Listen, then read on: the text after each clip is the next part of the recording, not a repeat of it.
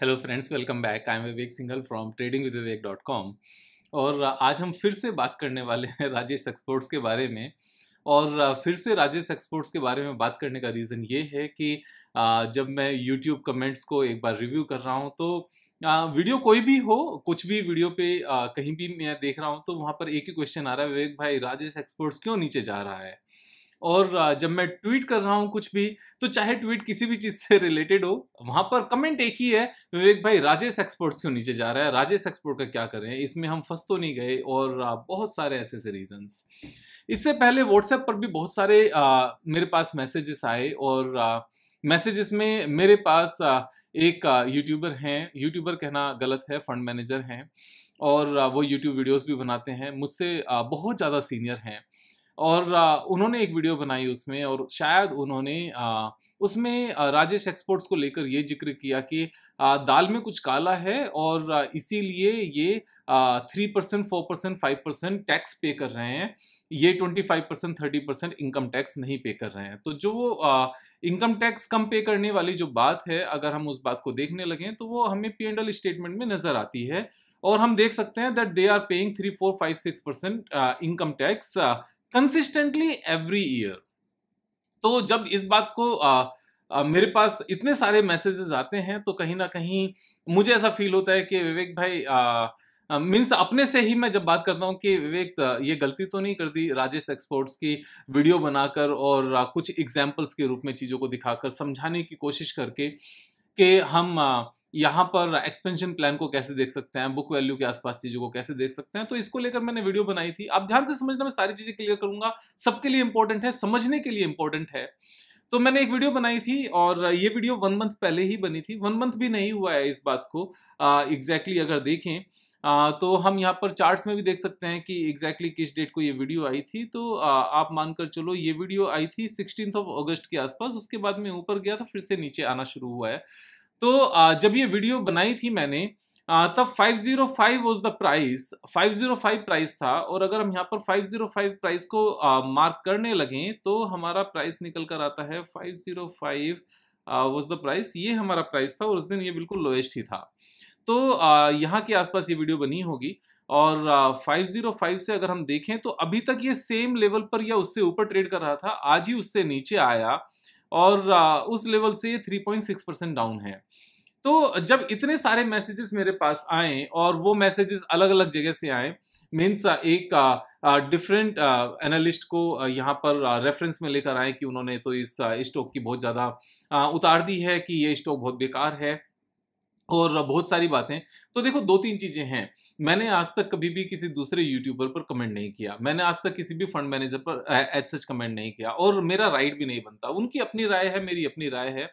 और मैं अपनी तरफ से सिखाता हूँ, जो मेरा एक्सपीरियंस है वो अपनी तरफ से सिखाते हैं जो उनका एक्सपीरियंस है। लेकिन जब ये क्वेश्चन बार बार पूछा जाता है और अपने भी जब हम 4 लाख लोगों की फैमिली है सब्सक्राइबर्स के रूप में, तो कहीं ना कहीं if a lot of people are asking the same question, it becomes a accountability और responsibility to answer that question। तो उस पॉइंट पर मेरा कहना ये है, हम यहाँ पर एक बार फाइनेंशियल्स ही चेक कर लेते हैं। और फाइनेंशियल में मैं एक चीज कहता हूँ कि जो ये यहाँ पर 4%, 5% या 3% का इनकम टैक्स पे कर रहे हैं और उसके बाद में जो नेट प्रॉफिट निकल कर आ रहा है 1000 करोड़ से ज्यादा का एवरी ईयर, और इस 1000 करोड़ से ज्यादा का एवरी ईयर जब यहाँ पर ये निकल कर आया नेट प्रॉफिट, और यहाँ पर जो कंपनी की लाइबिलिटीज थी, यहाँ अगर आप देखोगे 5500 करोड़ एंड 13000 करोड़, यानी कि 18000 करोड़ की जो लाइबिलिटी थी, वो लाइबिलिटी 18000 करोड़ से कम होकर 7400 करोड़ रह गई, और अपना पैसा जो 5000 करोड़ था वो बढ़कर 14000 करोड़ रह गया। तो यानी कि नेट प्रॉफिट तो रियल है, ये चीज साफ साफ नजर आती है यहां से। दूसरा एक और इम्पोर्टेंट पॉइंट जो नजर आता है यहाँ पर इस डाउट को लेकर कि इनकम टैक्स इतना कम है, अगेन द सेम पॉइंट। तो इसको लेकर मैं एक छोटी सी बात कहूंगा, ज्यादा कुछ नहीं कहूंगा, कि इनकम टैक्स कम होने का जो लगातार 8 साल से इनकम टैक्स कम पे कर रहे हैं, क्या इस बात का इनकम टैक्स डिपार्टमेंट को नहीं पता? क्या इस बात का ऑडिटर्स को नहीं पता? क्या इतनी बड़ी कंपनी को यहाँ पर ऐसे ही घुमाया जा सकता है? जब हम बात कर रहे हैं 14,000 करोड़ की कंपनी की, 14,000 करोड़ की कंपनी को इतना इजी होता है घुमाना कि कोई भी लगातार पिछले 8 साल से सिर्फ 3% इनकम टैक्स पे करेगा, जबकि बनता 24% होगा या 25% होगा, और कंपनी पे नहीं करेगी और इनकम टैक्स डिपार्टमेंट कुछ नहीं कहेगा और ईडी कुछ नहीं कहेगा या फिर बाकी जितनी गवर्नमेंट एजेंसीज हैं वो कुछ नहीं कहेंगी। मीन्स हम यहाँ पर इंडियन अकाउंटिंग सिस्टम के ऊपर उंगली उठा रहे हैं ये सब कह के, या इनकम टैक्स डिपार्टमेंट के ऊपर क्वेश्चन उठा रहे हैं, या मिनिस्ट्री ऑफ कॉर्पोरेट अफेयर्स के ऊपर क्वेश्चंस उठा रहे हैं, या सेबी के ऊपर क्वेश्चंस उठा रहे हैं। हम ये सब बातें करके किसके ऊपर क्वेश्चंस उठा रहे हैं? क्या हमें इस बात को नहीं समझना चाहिए? क्या ये छोटा सा पॉइंट नहीं है? द चार्टर्ड अकाउंटेंट लॉबी जो इस कंपनी की यहाँ पर ऑडिट करती है वो कंसिस्टेंटली 8 साल तक झूठी रिपोर्ट साइन करती रहेगी, और यहाँ पर ना वो पकड़े जाएंगे ना कभी पिक्चर में आएंगे, और उसके बाद में यही कंपनी गवर्नमेंट के साथ गीगा फैक्ट्री जो ईवी की बैटरीज है उसको बनाने के लिए एक एग्रीमेंट करेगी, और तब भी कोई बात नहीं आएगी। ना ही इनके कभी मीन्स जो बैलेंस शीट है वो कभी चेक होगी, ना P&L स्टेटमेंट चेक होंगे।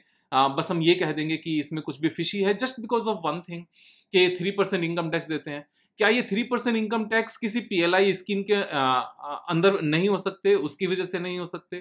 क्या ये इसलिए नहीं हो सकते कि जो इनकी सब्सिडरी कंपनी है, जो स्विट्जरलैंड में रिफाइनरी है, उसको कुछ टैक्स एडवांटेज मिला हो, या फिर ये खुद ही स्पेशल इकोनॉमिक जोन से ट्रेड करते हो, यहाँ पर मैन्युफैक्चरिंग करते हो जो टैक्स फ्री होता हो? क्या ये सब चीजें नहीं हो सकती? तो जब हम जिस किसी को भी सुनते हो, चाहे वो मुझे सुनते हो, चाहे वो सीनियर्स को सुनते हो, तो ऐसी बातें सुनकर तो मुझे सिर्फ सो कॉल्ड सीनियर्स ही कहने को होता है, एक्चुअल में नजर नहीं आता। तो मैं कुछ और ज्यादा नहीं बोलूंगा, लेकिन जब आप इन सब बातों को सुनते हो तो हम क्या अपना माइंड नहीं लगाते यहाँ पर? हम एक्चुअल में प्रॉब्लम क्या है? हमारी प्रॉब्लम यह है कि हम जितने भी YouTube वीडियोस देखते हैं ना, वो टिप्स लेने के लिए देखते हैं, and that is the biggest mistake जो हम सब लोग कमिट करते हैं। हमेशा जब भी वीडियोस देखो, वीडियोस को सिर्फ और सिर्फ आई एम सेइंग अगेन, सीखने के पर्पस से देखो, और जिस किसी की भी वीडियो देख रहे हो ना, उसको डाउटफुल नजर से देखो, और ये मानकर चलो कि जो स्टॉक इसने बताया वो उल्टा चलेगा, और अपनी स्टडी करो। अपनी स्टडी करने के बाद में जब अपना दिमाग हम यहाँ पर लगाएंगे तो हम शायद यहाँ पर एक कन्विक्शन रखेंगे। अदरवाइज तो कोई कुछ कहेगा उसकी बात मान ली, दूसरे ने कुछ कहा उसकी बात मान ली, दूसरे वाले की वीडियो पहले वाले को भेजनी शुरू कर दी, पहले वाले की वीडियो दूसरे वाले को भेजनी शुरू कर दी। मीन्स ऐसा क्यों करना है यार? ऐसा नहीं करते हैं। 3% इनकम टैक्स अगर वो पे कर रहे हैं, 8 साल से लगातार पे कर रहे हैं, तो मैं ये एज्यूम करके चल रहा हूं कि इनकम टैक्स डिपार्टमेंट को भी इस बात का पता है, कंपनीज एक्ट के हिसाब से जो मिनिस्ट्री ऑफ कॉर्पोरेट अफेयर्स है उनको भी इस बात का पता है, जो चार्टर्ड अकाउंटेंट्स इसका ऑडिट कर रहे हैं उनको भी इस बात का पता है, सेबी को भी इस बात का पता है। ऐसा नहीं है कि 10,000 14,000 $2 बिलियन की कंपनी जो यहाँ पर डेटा पब्लिश करती है, क्या उसका यहाँ पर कोई AI नहीं लगा होगा, आर्टिफिशियल इंटेलिजेंस नहीं लगी होगी, क्या उसका सर्वेलेंस नहीं होगा जो सेबी करती होगी? ऐसा नहीं है। समय चेंज हो चुका है। यहाँ पर जो सारी चीजें हैं वो खुद से समझने के हिसाब से हैं। अब बात ये आती है कि हमने खरीदा, हम होल्ड करके बैठे हैं, और यहाँ पर अगर नीचे आता है तो विवेक भाई माइंड में डाउट तो आता है। तो फिर मैं अगेन इस बात को कह रहा हूं कि क्या 3-4-5% 10% स्टॉक प्राइस का नीचे जाना, क्या ये आम बात नहीं है? क्या विप्रो जैसी कंपनीज 50% नहीं टूटती? क्या HDFC AMC जैसी कंपनीज 50% नहीं टूटती? क्या HDFC लाइफ जैसी कंपनीज 50% नहीं टूटती? क्या TCS यहाँ पर 30-40% डाउन नहीं जाता? क्या हिंदुस्तान यूनिलीवर 30-40% डाउन नहीं जाता? या जिस दिन हम खरीदते हैं उसी दिन से चीजें ऊपर जानी शुरू होती हैं?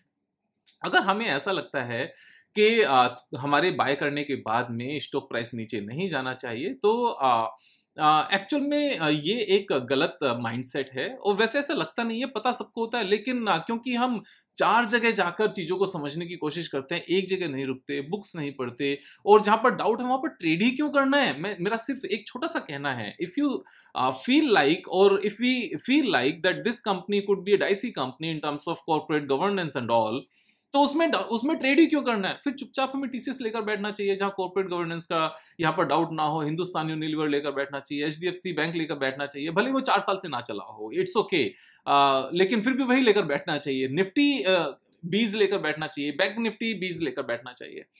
तो यहाँ इंपॉर्टेंट पॉइंट ये है, सुनो सबकी, और लेकिन अपना माइंड हमें यहाँ पर यूज़ करना होगा। हम दूसरों के माइंड से सीख सकते हैं, लेकिन दूसरों के माइंड से पैसा नहीं कमा पाएँगे। मैं एक चीज़ फिर से बता रहा हूँ, अगर हमें किसी भी स्टॉक में कन्विक्शन नहीं है, बाय करने के बाद में उसको समझने की अगर कन्विक्शन नहीं है, तो ना तो नीचे गिरने पर हम रोक पाएँगे, उसको होल्ड कर पाएँगे, और ना ही थोड़ा-सा बढ़ने पर भी होल्ड कर पाएँगे। यहाँ दोनों पॉइंट हैं, इन दोनों पॉइंट को यहाँ पर ध्यान से समझने की ज़रूरत है। क्योंकि अगर बढ़ गया हल्का-सा 10% बढ़ गया, लेकिन टेक्निकल टारगेट अगर 30-40% का होगा, तो इमीडिएटली आपको ये बात समझ में आ जाएगी कि ये यार 10% बढ़ गया, अभी अभी निकाल लेते हैं यहाँ से, क्योंकि 30-40% तो पता नहीं जाएगा ही नहीं जाएगा। क्योंकि कन्विक्शन नहीं है, क्योंकि खुद से स्टडी नहीं की, क्योंकि समझा नहीं है।